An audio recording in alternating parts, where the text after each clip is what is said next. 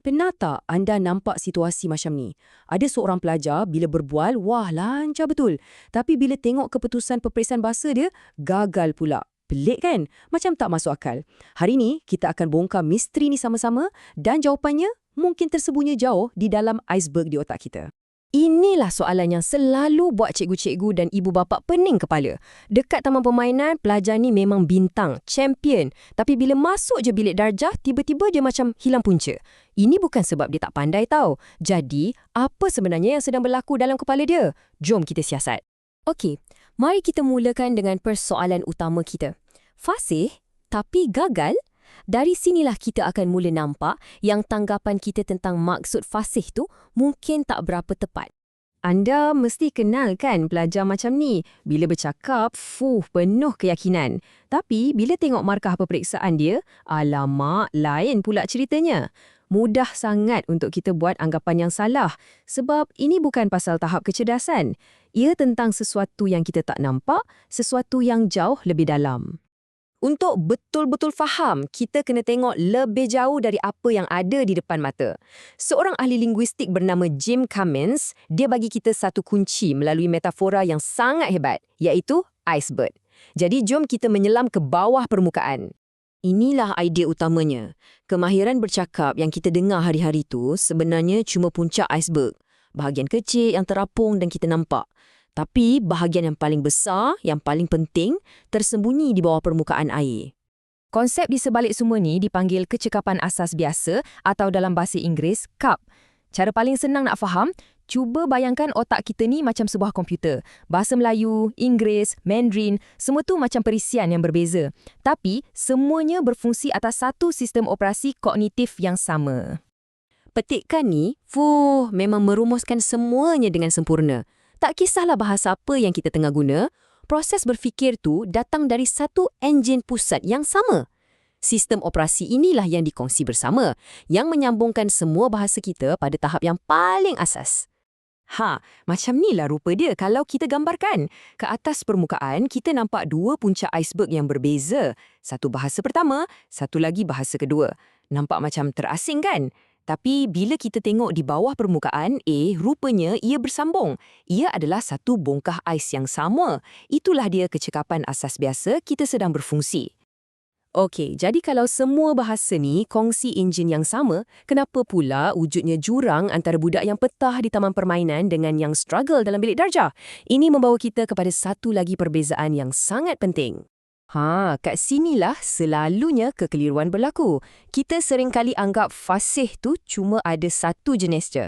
Tapi hakikatnya ada dua jenis kefasihan yang sangat-sangat berbeza. Jom kita pecahkan satu-satu. Di satu pihak, kita ada kaki, kemahiran asas komunikasi interpersonal. Anggap je ni bahasa lepak atau bahasa taman permainan. Ia pantas, santai dan banyak dibantu oleh isyarat sekeliling, macam ekspresi muka dan gerak isyarat. Di pihak satu lagi pula, kita ada KBCA, kecekapan bahasa akademik kognitif. Yang ini pula ialah bahasa buku teks atau bahasa bilik darjah. Ia lebih abstrak, padat dan memerlukan otak kita bekerja lebih keras tanpa banyak bantuan visual. Perbezaan inilah kuncinya. Dan ini bahagian yang paling mengejutkan. Untuk kuasai kaki atau kefasihan sosial ni, seorang pelajar tu cuma perlukan lebih kurang 2 tahun. Cepat gila kan?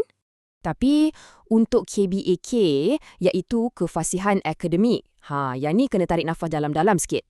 Ia boleh mengambil masa selama 5 hingga 8 tahun. Jauh betul bezanya. Dan disitulah letaknya jawapan kepada teka-teki kita selama ni. Jadi, inilah dia jawapannya.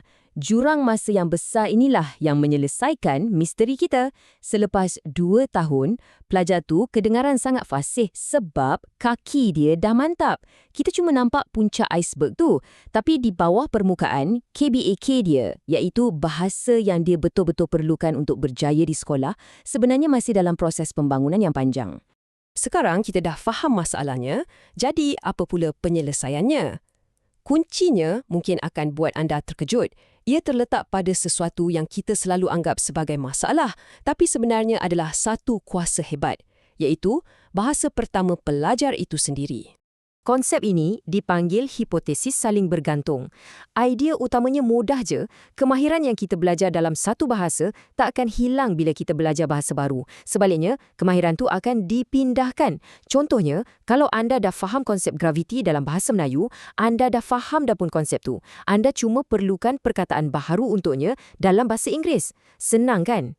Cuba fikirkan implikasinya. Bahasa pertama yang kukuh bukanlah satu penghalang kepada bahasa kedua.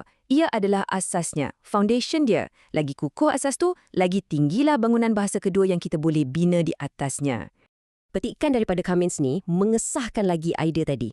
Maksudnya, semua konsep sains, matematik atau sejarah yang seorang budak tu dah belajar dalam bahasa ibunda dia, semua tu dah ada dalam sistem operasi pusat otak dia. Dia cuma perlu belajar label-label yang baru dalam bahasa kedua untuk mengakses semua pengetahuan yang dah sedia ada tu. Jadi, selepas dah tahu semua ni, apa yang patut kita buat? Jom kita simpulkan beberapa perkara penting yang kita semua perlu ingat. Supaya proses pemindahan bahasa ni berjaya, ada 3 bahan utama dalam resepi dia. Pertama, asas yang kukuh dalam bahasa pertama. Kedua, pendedahan yang mencukupi kepada bahasa kedua. Dan yang ketiga, yang paling penting, motivasi yang kuat untuk belajar. Bila kita gabungkan ketiga-tiga ni, barulah kita akan nampak proses pembelajaran berlaku dengan jauh lebih berkesan. Jadi, semua perbincangan kita ni membawa kepada satu soalan terakhir yang sangat-sangat penting. Kita selalu sangat tengok bahasa pertama ni macam satu halangan yang perlu diatasi. Tapi seperti yang kita dah lihat, teori iceberg ni buktikan sebaliknya. Ia adalah aset terbesar seorang pelajar. Jadi persoalannya sekarang, bagaimana kita sebagai pendidik, ibu bapa dan juga pelajar boleh mula membina di atas asas yang dah sedia kukuh ni dan bukannya terus-menerus cuba untuk merobohkannya.